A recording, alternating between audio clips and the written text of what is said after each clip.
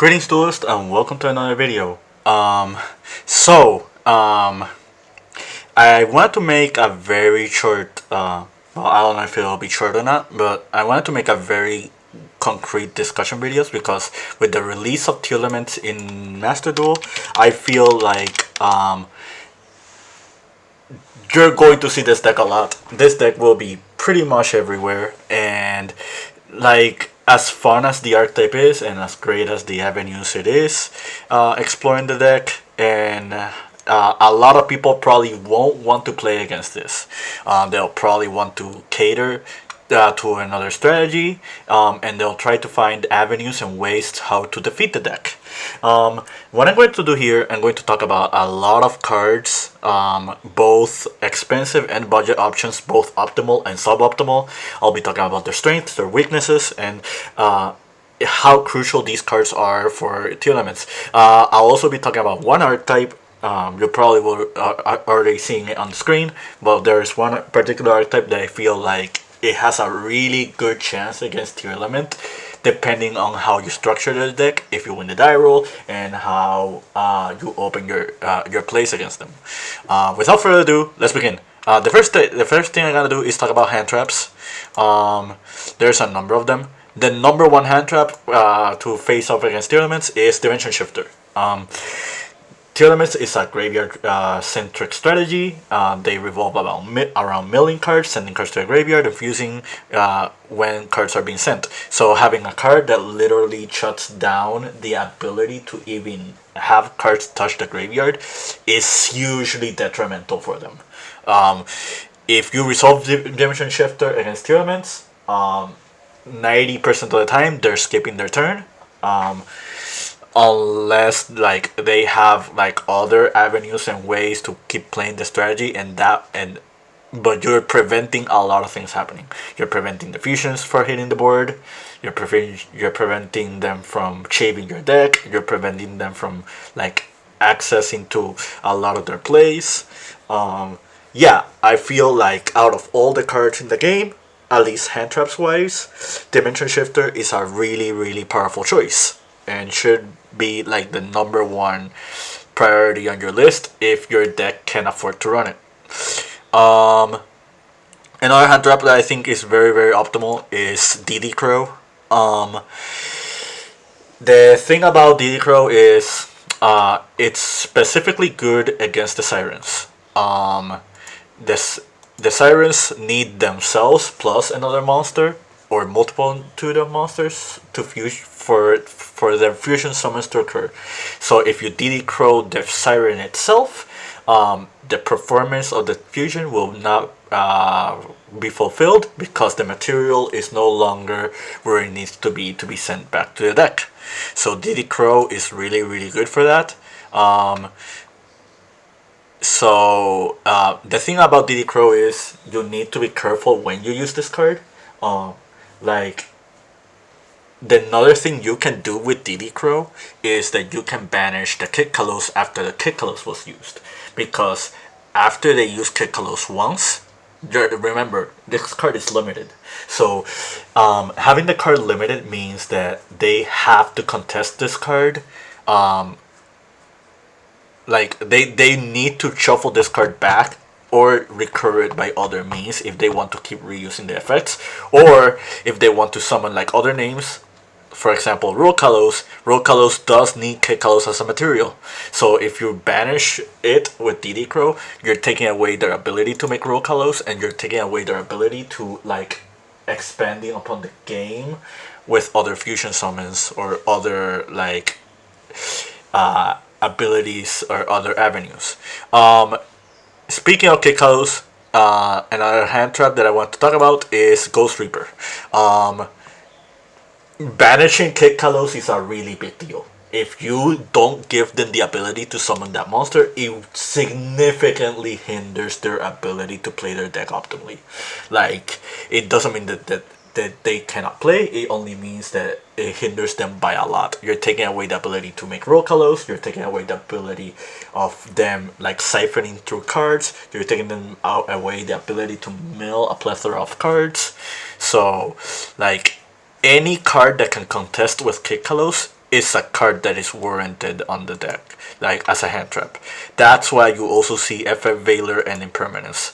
FF Valor and Impermanence are weak against Tearlaments as a whole, but again, these are cards that can contest with Kikalos. If you do Valor or Imperm on Kikalos, you're preventing not only the search or milling effect, but you're preventing the effect to tag itself out or tag another name to summon another Tearlament monster. So, which means they'll be reliant on other cards to be sending her to the graveyard in order for them to keep performing extra summons. I forgot to add Ghost Murder and Mullet Shield to this list. This also applies to that. So yeah, like Mourner, Valor, Imperm, they all serve the same functions. You kind of want them specifically for Kikalos. Skullmeister, I forgot about Ghost Bell. Ghost Bell is another one. But yeah, Ghost Bell and Skullmeister, they serve almost the same function. You're preventing the fusion monsters, the sirens for fusing. Skullmeister specifically different from Bell in the case that it can also negate Kikalos from milling. It can also negate like Kaleido Heart from returning. It can also negate like the spell and traps whenever they're milled. So yeah, that's it about Skullmeister. The thing about Ghost Bell that kind of makes it different is you can prevent other cards like the activation of Pyramid's Grief, the activation of like other cards like that, cards that kind of recur some stuff from the graveyard. Ghost Bell can also prevent Kikalos from tagging herself out. It's not the most optimal way to use it, but it is an option. It prevents all the sirens from fusing, like I mentioned beforehand. So yeah, that's kind of it for hand traps. So other miscellaneous cards. Let's keep going with monsters. Necromantic. The reason this is here is with the Ichizu cards, there are two categories of monsters. Those are being the millers. They mill both players, so they'll be milling your deck as well as their deck. So if this card hits the graveyard by their means, because of the Ichizu cards, this will skip the rest of their turn. Be wary of the fact that just because this turns the phase towards the end phase, it does not mean that it ends their turn. Meaning that if they have multitude of effects or activations they can do during the end phase, they can still do so. But just eliminating the rest of main phase 1 is very good for you, because it means they won't be setting cards. It means that they won't be like playing with the rest of the cards that are not like warranted as trigger effects. So yeah, this is a good card to consider in your deck if you can afford to run it. The biggest issue with Necromantican is that it is a brick. Like, you don't ever want to draw this card. You don't want to open with this card. That is the opposing situation as a hand trap. This doesn't search as a hand trap. This search like as a Trojan horse. And you don't want Trojan horses to be drawn in your hand unless your opponent will snipe them.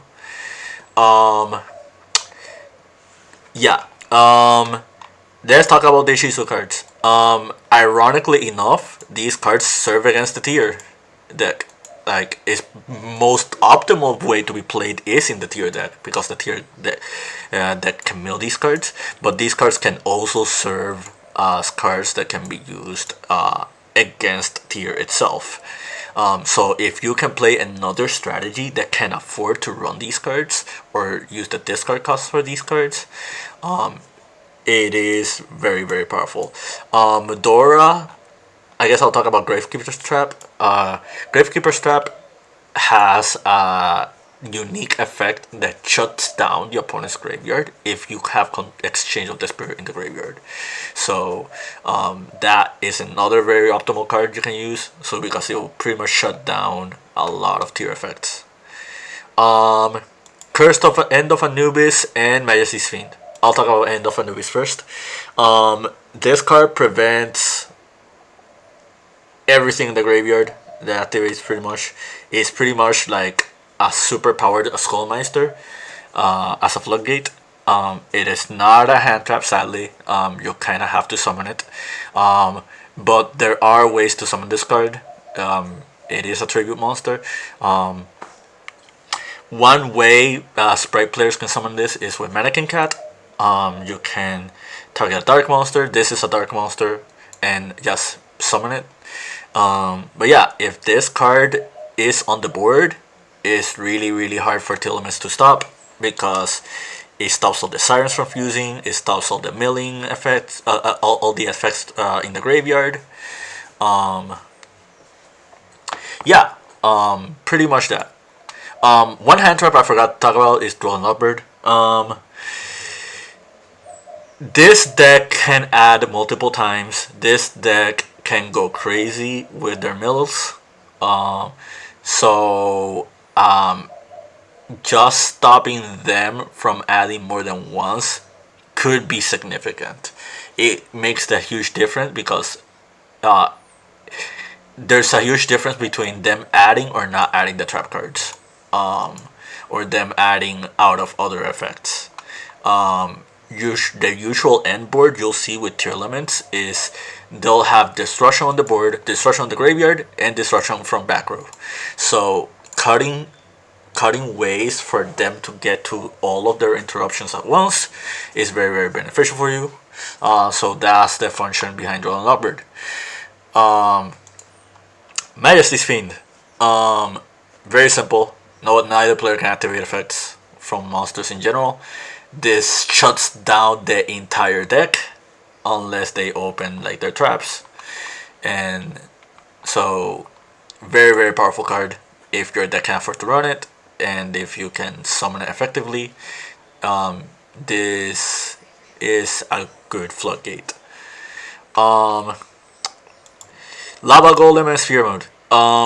When facing the Tearlaments, they will make a massive board. Like, their board will be minimum 2 to 5 monsters, and all of them will be like very disruptive. Another very important thing to note, which is a segue towards the control changing cards, is the tier traps require all for you to control a Tearlaments monster. Meaning that if you can take the tier monster away from the board, you shut down their traps. So having cards that like replaces or contest against the tier monsters are cards that are going to be beneficial for you, because not only are you getting rid of a body on their board, you're getting rid of other potential interruptions that they could have. Okay, so I'm going to talk about Necro Valley. I feel like Necro Valley is, out of all the cards being discussed in this video, this is the strongest card against Tearlament. Like, this is essentially End of Anubis, but on a spell card. Like, you're preventing the Ichizu cards from activating. You're preventing the you're preventing the millers. You're not preventing milling, but you are preventing them from fusing. You are preventing like other miscellaneous effects. This shuts down Kaleido Heart. This shuts down Roll Kalos. This shuts down all the sirens. Yeah, like, this card is really powerful. If you start the turn and you activate this card, card is pretty much a death sentence for Tearlaments. The biggest issue with Necro Valley is that if you go second and if there's an established board, this card could still be really good, but they'll probably already have cards on the boards to interrupt you. Um, so yeah, that's it about Necro Valley. Let's talk about Zombie World. So the really important part about Zombie World here is that it turns everything in field and graveyard into zombies. Um, Tearlaments Kikos requires an aqua monster as a material, and same as Kaleido Heart. So again, I won't preface this enough. Every card that can prevent a Kikkalos summon or can contest with Kikkalos is a card that's already good for your deck, because this is the strongest card in Tearlament, and this is like the card that they'll usually try to go to when they're trying to siphon their strategy. Not only that, but Zombie World makes it really awkward for them to summon like other monsters. Um, because if they don't get to Kekkalos, they don't get to many other cards. Um, a really good card that was played when Zombie World was being played was Garura, the Sacred Wings, but that card is not in Master Duel at the moment. So, yeah, if you're playing a zombie strategy or your deck can afford to run this card, this is a really good option. Um, Dimensional Fissure and Macrocosmos. I don't think I need to explain these. These cards are the same category as Dimension Shifter. Cards that prevent the graveyard from monster from hitting the graveyard. Cards to hit the graveyard in general are just going to be strong. Um, Super Polymerization. Oh, okay. So this goes in tandem with the control cards. Um, this pretty much just eliminates cards on the board. Take a very important head note. Kaleido Heart cannot be used as a fusion material, so sadly you cannot contest it with Super Polymerization. However, you can contest Rokalos. And not only can you contest Rokalos, you can contest like any other oppressive cards they summon on the board without being worried about your cards being contested, because they cannot respond to this card. Um, I'm going to talk about a very powerful card, and thankfully it is a budget option. It is a rare. That card is Silent Graveyard. Silent Graveyard is incredibly strong. I'll say this card is probably as strong as Necro Valley. The reason it is because it is a lingering effect. So all you have to do is resolve it once, and once you resolve it, like for the entire turn, you don't have to worry about the graveyard. The two main issues with this card are two. Are two of them. One, it does have a discard cost. Usually, whenever you're playing cards with discard cost, you want cards that aren't being discarded to serve a second function. And during the turn, that won't happen with Silent Graveyard. The other really big issue with Silent Graveyard is that, again, is the same issue as Necro Valley. Like, if their board is already been made, this doesn't like break the board. It just helps you against a lot of oppressive stuff that are like in it. And I guess the ultimate thing is not every deck can play this card. Like this card shuts down a lot of decks, not only just tier. So finding a very cohesive strategy that can make use out of very little resources while also having a card to contest for tier is very hard to find. But I feel like if your deck can afford to run this card, you should run it. Like, this is like pretty much one of the best cards against Tearlament. Transmigration and Crevice. Both these cards serve almost the same function. Pretty much these cards are here to get rid of multiple cards in the graveyard. This is good against Sirens. It prevents them from milling. This is good against like like these fusions whenever they're trying to return themselves. These cards bait out the Chizu Shufflers as well. The real bad thing about these cards is that they're trap cards. So like again, if your board is being contested, you pretty much have to contest the board and then set this card. If you do go first and you do open these cards could be very problematic for your opponent depending on the timing whenever you use these cards. Different Dimension Ground, same thing as all the anti-graveyard cards. Like you flip this card, you go first, you're preventing the board from being established. Dimensional Barrier. This isn't a very concrete answer to them.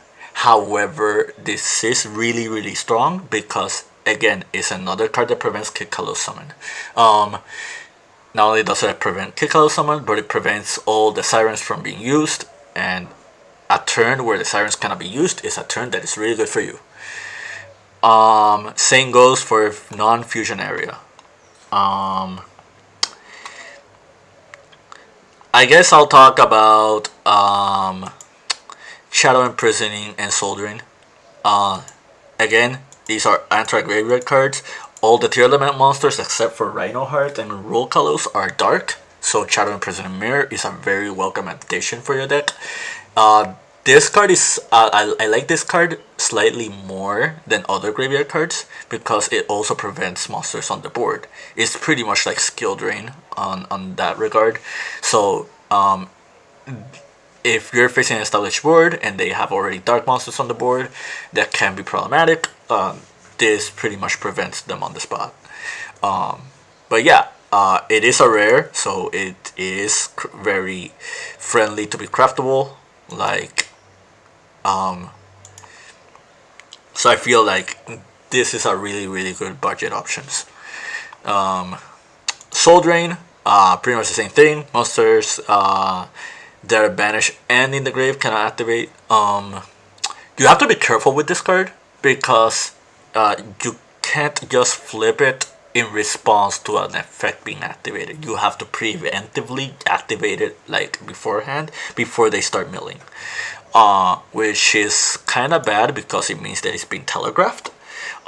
Which means like your opponent will probably play around it more than not. So I want to talk about the Exo Sister archetype.